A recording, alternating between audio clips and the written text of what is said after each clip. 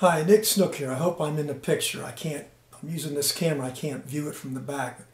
Anyhow, this is going to be a video of some of my recent direction my art's taking.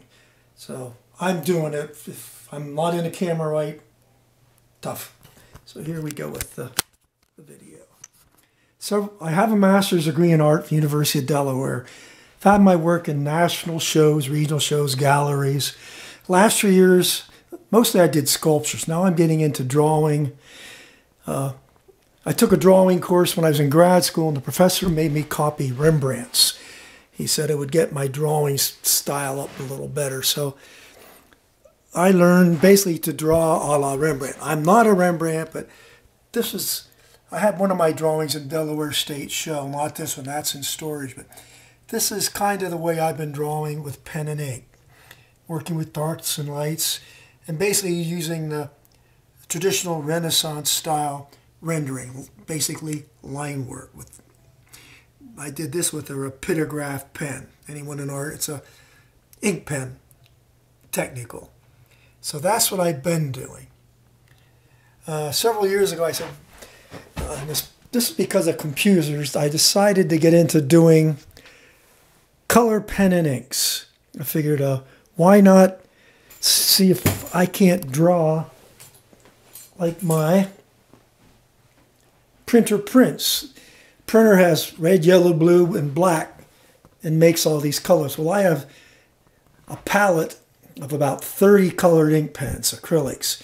I said, I got 30 variations. I can get a much greater control of color for what I want to do. So what I did, I started basically working like a dot matrix printer. If you get in close on my work, it's just thousands upon thousands of dots. Back up about 2 foot, you have an image. This was from a photograph of Marilyn Monroe before she was famous. It was black and white. And I decided to use her and see if I could do a colored portrait with my colored inks. I have a bit of a strange sense of humor, and I put in a nuclear explosion in the background. This was I called this one Marilyn and the Bomb. Okay, but that was my first doing artwork with full color pen and ink. My second one, I did a portrait of my wife Betty. I'll show it to you at a distance. This was from a photograph of her back in the late 1960s, early before we got married. But I'll go in. I love the detail I'm able to, and the way I can control. This is about 4 inches away. As you can see there, you're seeing basically dots. But I can control color, and I started concerning myself with the background and turning these into, along with portraits, design compositions. Working the background maybe as important as the foreground. So that's Betty. Okay. The next one that I did in this style, did I show Marilyn and Bomb? Yep, I showed Marilyn. Next one I did was Betty and the Bell X-1. This is another portrait of my wife. I'm into airplanes. I grew up in Middletown, PA, near Olmsted Air Base. My dad was a pilot, an aeronautical engineer. And so in this one I just put a little Bell X-1. That's the plane Chuck Yeager flew to break the sound barrier. And this I got started thinking, well, why don't I make these into design compositions? So as much as there's a portrait here, I started using geometric shapes and other things and creating kind of a imaginary background. More concerned with how colors and shapes work together than what the objects really were. This one I was pretty happy with. Okay, after I did that one, I did another Rembrandt copy, see if I could still do one. So that's a Rembrandt etching that Rembrandt did, a self-portrait. So I did it again. I used that style of rendering, basically line. And then I said, now I'm going to take that style of rendering and I'm going to start with that and blend in my new style of rendering. So I then drew from a photograph portrait of James Dean, the 50s movie actor.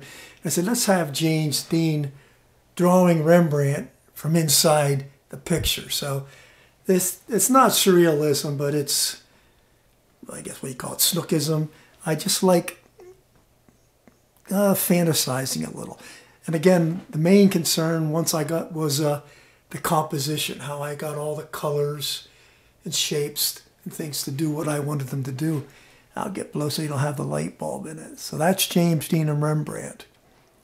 Okay, after that, see, I did show that Betty, and I showed the other. The next thing, this one I just finished a few days ago. This one has an A10 warthog, and it's basically, I was thinking of the old World War II pinup models. You'd always see a pinup standing in front of a bomber or something for getting people to join the military. So I found this old photo of a pinup. So it was black and white, so I drew her pose, and then I had her posing in front of an A10 warthog. Again, as much as there's subject matter here, it's kind of some realism. I'm kind of using the realism to trap you into looking at this, and what's really going on is the design of the project. I mean, there's a landscape in the background, kind of, in the warthog, but I'm playing with colors and shapes, and I don't know, I just figure if I put something real, I can catch your attention. Maybe that'll suck you into looking at it for a while, not even realizing you're kind of trapped looking at a design project. So that's that one. This has been my favorite one since I finished it a few days ago. Now, I've been working for about a week on another one. I've been showing the progression of this on YouTube. Well, it's finished. Today I came up with this one. Really don't have a name for it. Basically, well, I guess I'd call it P-38 project. I found a cool photograph of the Republic P-38s. Or was it a Lockheed? Anyhow, it's a World War II fighter. And I decided to put it into like a background. Now the background, the planes are realistically drawn, the colors aren't real. And I started kind of like a realistic mountain scene, and then I went, as I got right to left, I went to my happy place. So the background, when you first look at it, it's kind of realistic, and then it's not. Again, the main thing is I'm using objects and shapes, and as much as I like doing the realism, the main thing is how does this work as a design? This one I really, really, really like. I figure it's going to take me several months. I got to probably get at least 30 of these done to have a one-man show. But there they are. I'm going to try to flip this over and record. I think it's going to still record. There I am upside down. It'll be. If you have an interest in having me do a piece of artwork for you, like a portrait, I can do a serious one to stay away from the weird stuff. Or if you'd like to commission me to do something and let me do it my way, might add to the value of it. But you know, you have a relative or a family member and you'd like to have a portrait of them, contact me here on Facebook. I might, if I do one with a portrait of something that you gave me, and I really like it, I'd like to perhaps have permission to use it in the show.